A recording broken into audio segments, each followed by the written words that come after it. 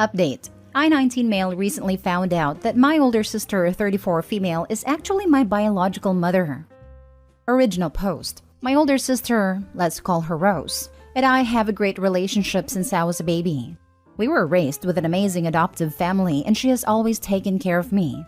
I grew up in a very warm and loving environment, but from what I was told, I was lucky. I was told the story of how me and my sister had two drug addict parents who never took care of us. They never bothered feeding us and used to left us at a junkie friend's house for days to go out partying. When my mom was pregnant with me, she smoked and got drunk. Luckily, I turned out pretty fine. And when I was born, my sister was the only one who took care of me.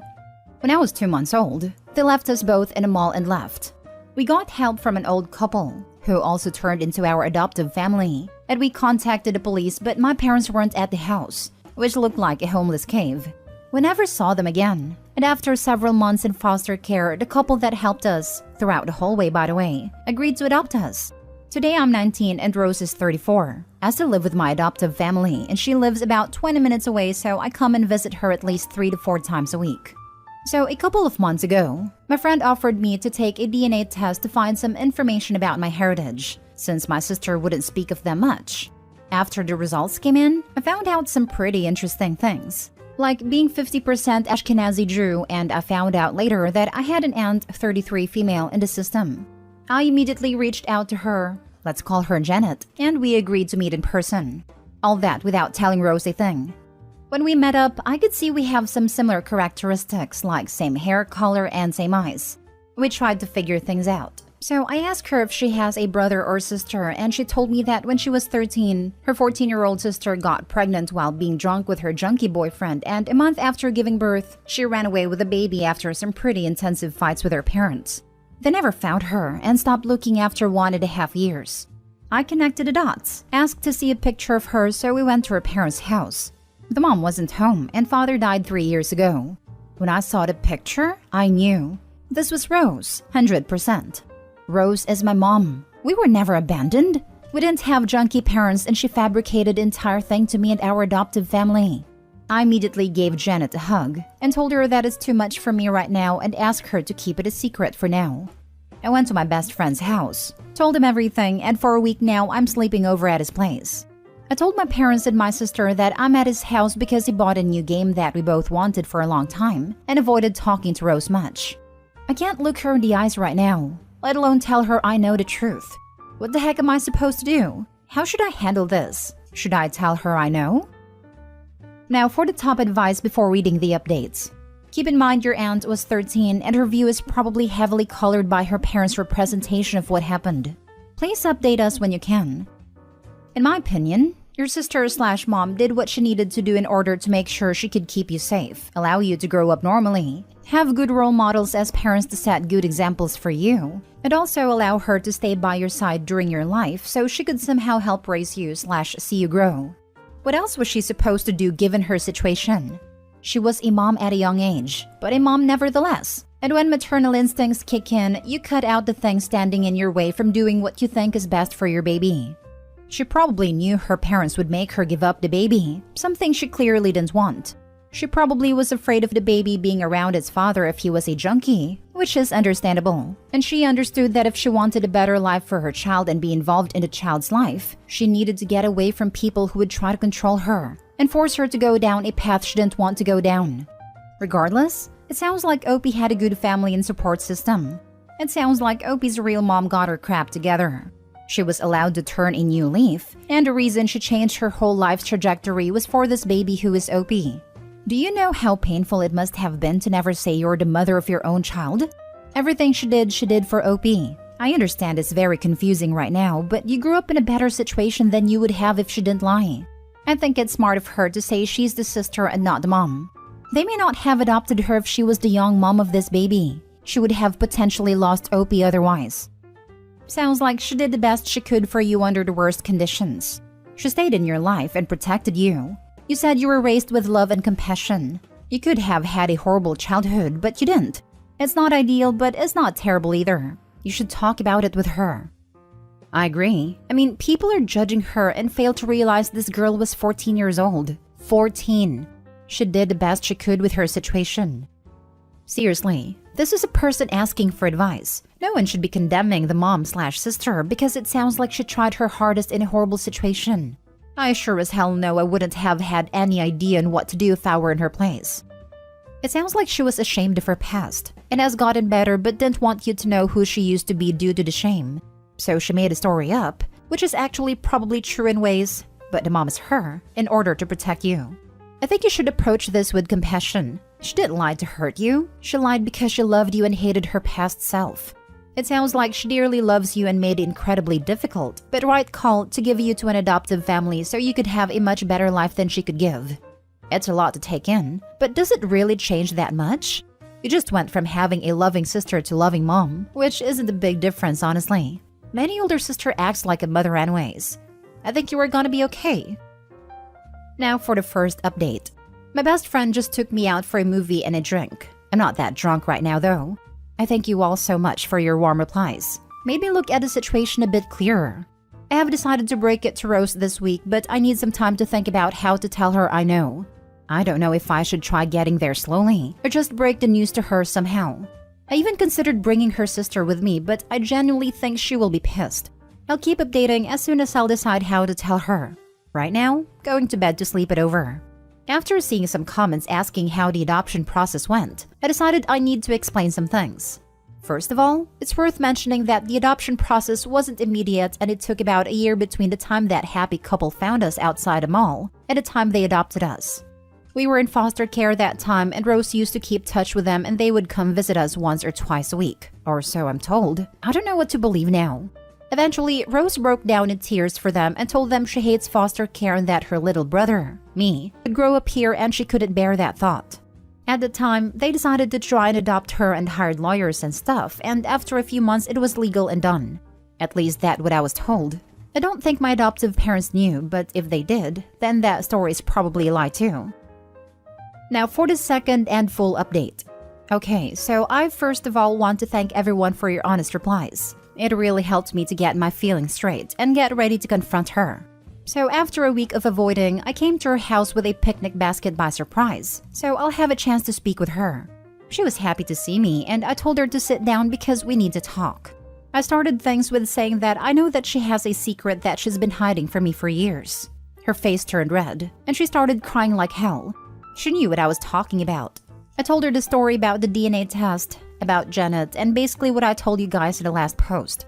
Well, after she calmed down a bit, she told me the truth. She told me how she got drunk at a party and slept with one of the jerks who does nothing but tweet every day. He didn't really care about a future kid and was like, yeah, whatever. Apparently, she found out that 10 years ago he was stabbed in prison after sitting for dealing, assault and armed robbery. She told me how her mother used to convince her father to talk me out of the idea of keeping the baby. They would constantly fight with her. When the baby was born, they told her on the spot that she brought shame upon the family, and they will not help raise the baby in any way, meaning she will have to work meanwhile to have money for her baby and sometimes for herself. After a couple of months loaning from her friends and juggling between work and taking care of me, she had a huge fight with her parents and told them that if they are not helping financially and barely in any sort of way, she and me are better off without them. As they sent her to her room, she escaped in the middle of the night, hitchhiked to a neighboring county, and by morning she was already there. She tried to take care of me for a few days. She found an old abandoned house that used to have homeless people coming around every now and then, and she took me to the mall when I started crying. She started crying too.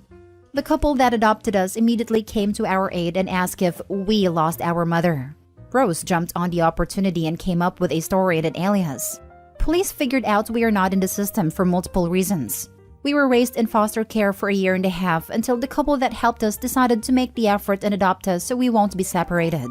It took them a few months and a couple of lawyers, but they managed to adopt us both. Rose knew all along that her parents are looking for her. They came to their senses after a day or so. She reached out to them and told them in a letter that she's fine and is taking care of herself and me, she's not homeless, and found a nice couple to help her with the baby. She made it clear for them that she's never coming back, and they should stop looking, and a month after that they stopped. A few years later, her father went on a quest to find her. She was past 18, secretly. After so much time searching, he found her and apologized, and after a while she forgave him and kept secretly in touch with him. He met me a few times, and I knew him as one of Rose's old friends from the park. He helped us a few times, and apparently they would meet up once every 2 months secretly. Ironically, I'm glad I got to know him before he passed, even if I didn't know who he really is. By the way, the adoptive family never found out about the whole thing. So after hearing this, I told her we missed a lot by not knowing she is my mother, and I told her I understand she did the right thing. I pulled out an "It's a boy" sign from the picnic basket and some snacks for a late baby shower, and we hugged for an hour or so. Had a lot of fun, watched a movie, and I headed off to my adoptive parents' house to have dinner with them. I'm glad she is my mother. I feel, for the first time in years, complete. I don't care that she lied, because she did it for the greater good, and I honestly can't imagine my life right now if she didn't. Thanks guys for helping me getting my feelings straight and helping me out mentally to cope with everything that happened. So, did they ever tell the adoptive parents? I remember this one. They didn't. The adoptive parents raised both of them, so they're still mom and dad. Probably for the best, to be honest. The adoptive parents never found out that a homeless 14-year-old with a newborn baby was an obvious teen mom. I hope he's hilarious. Of course they knew she was a teen mom lying her butt off. Why would they confront a 14-year-old over her obvious statutory rape if she wanted to hide from the stigma of being a teen mom? And claimed the newborn was her brother. Opie's gonna have a shock once he finds out that it takes more than a month to heal from childbirth, and that everyone knew his 14-year-old sister was a teen mom who was lying about it. Exactly. They might not know her full story, but they are aware that she was lying to keep her son and herself safe. They knew enough to know she was in desperate need of help. Adopting them both so they can help her recover and avoid re-traumatizing her by having her baby taken away for replacement? That's a hero move right there. They're quality parents. Now for the last story. How do I tell my sister her toxic marriage is why I don't hang out with her anymore? I, 38 female, am having trouble being there for my sister, 32 female, and I'm not sure how to tell her why. I'm about 2 years out of a 17-year marriage that ended extremely badly. We had issues throughout the relationship, as well as a lot of fun, but the last couple years he was intensely controlling, abusive, and violent. And since he left, I've done a lot of work to recover and get myself in a healthy headspace. My sister went through a rough patch around the same time my divorce started, and I learned way too much about her husband, 37 male, during that period to ever trust him again. They've been together for years, and while he's never been my family's favorite, because he's an insufferable know-it-all, dominates every conversation and generally pretty annoying, we all just dealt with it because she loved him and we're adults. But since their rough patch, I haven't been able to be around him. During that time, he served her with divorce papers and told her he was going to take their 1-year-old baby away and never let my sister see her again. He convinced my sister she would lose in court anyway, to the point that her plan was to give up, sign all the paperwork he gave her, and leave their baby while she moved out of state with our other sister. This all sounds bad, but my sister is extremely naive and also has the worst anxiety I've ever seen. She was convinced she'd lose their baby no matter what, and she was so broken down she didn't have it in her to fight. Anyway, she told me this plan and I successfully talked her out of it, got her a great lawyer, and she was on her way towards accepting their divorce and rebuilding her life when he suddenly changed his mind. And they reconciled and have been acting like everything is fine ever since. During their eventually canceled divorce, my sister was terrified of being homeless and not having anywhere to go. I was starting over too, so our plan was that I'd buy a triplex, and she and her baby could live in one of the units, me in one, and our little brother, 22 male, in the third one. I went ahead with that plan, and have just been renting out my sister's unit and let her know it's there if she needs it. I cannot be around my sister's husband at all. I've seen behind the scenes. I know he's mistreating her emotionally, financially, and I strongly suspect physically too, although she'd never admit it. I am aware that the right thing to do here is support her decision and grin and bear his company, but I can't do it. I get that it's immature of me, but the situation is too much like my own marriage, and I won't be within 100 feet of it. I especially don't want him in my new home, which for 2 years has been a happy, healthy, peaceful, safe zone. My sister basically won't leave the house without this man because of her anxiety and also his control issues, and they are literally always together. She posted on Instagram a few weeks ago about being sad and confused about why her family never spends time with her anymore.